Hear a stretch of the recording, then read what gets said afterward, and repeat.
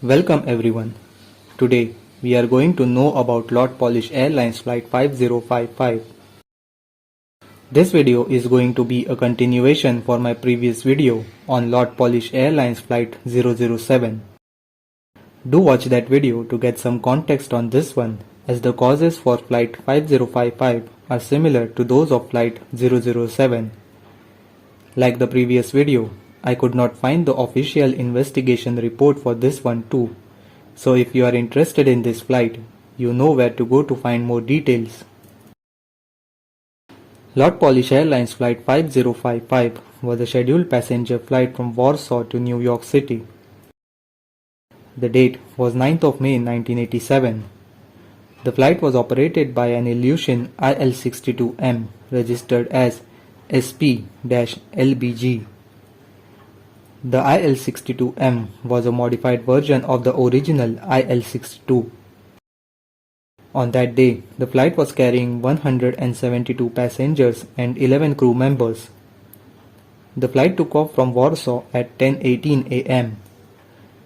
The flight was supposed to continue on to San Francisco after a brief stopover at New York.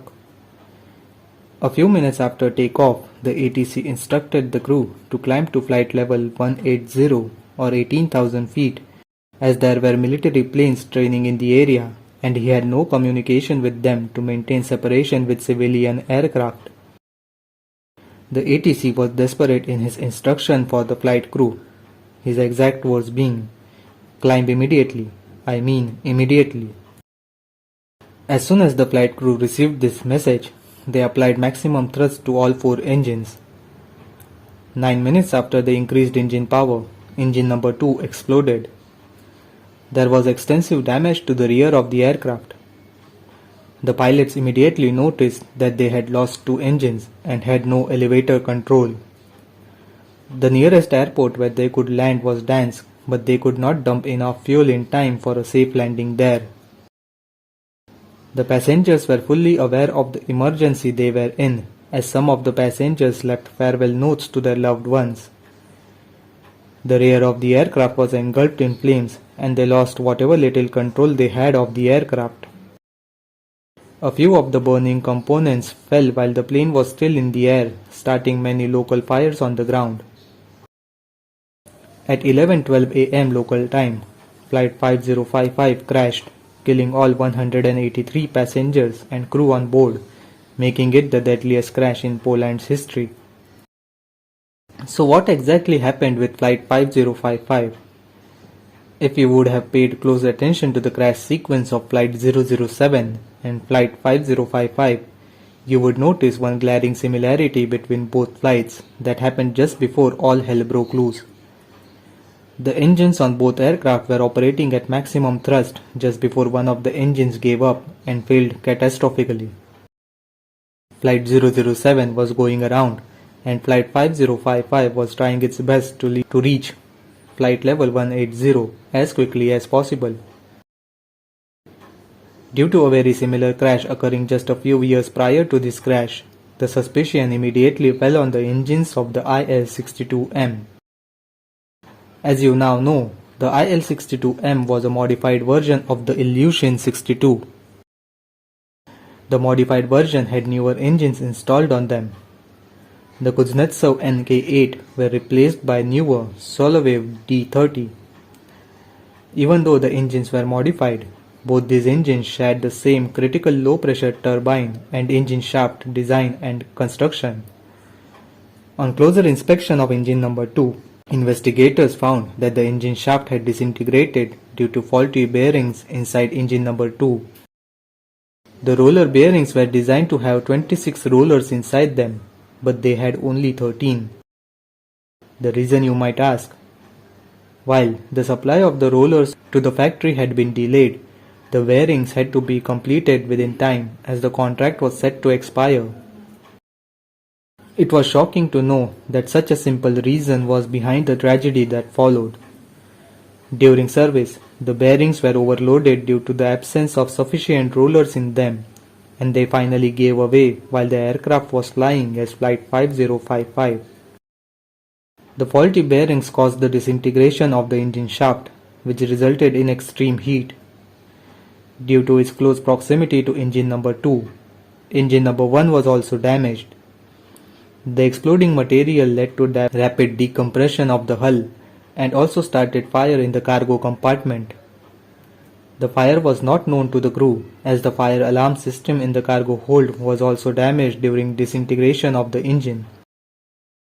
The pilots had no way of knowing to what extent that plane was damaged.